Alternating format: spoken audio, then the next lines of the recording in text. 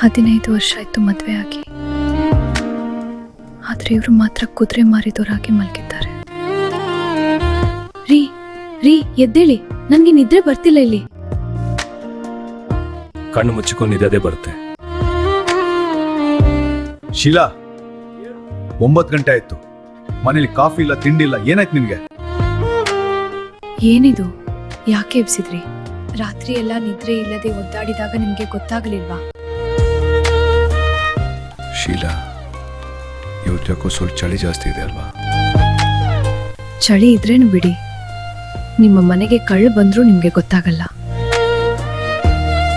ನಿಮ್ಗೆ ವಯಸ್ಸಾಗ್ತಿದ್ಯಾ ಇಲ್ಲ ನನ್ನ ಮೇಲೆ ಮನಸ್ಸು ಕಡಿಮೆ ಆಗಿದ್ಯಾ?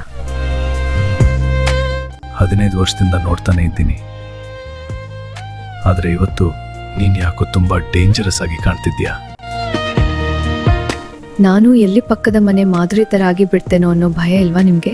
ಅರೆ ಶೀಲಾ, ಆ ಜಮುನಾ ಪ್ರಸಾದ್ ಅಶಕ್ತ ಇರ್ಬೋದು, ಆದ್ರೆ ನಾನಲ್ಲ.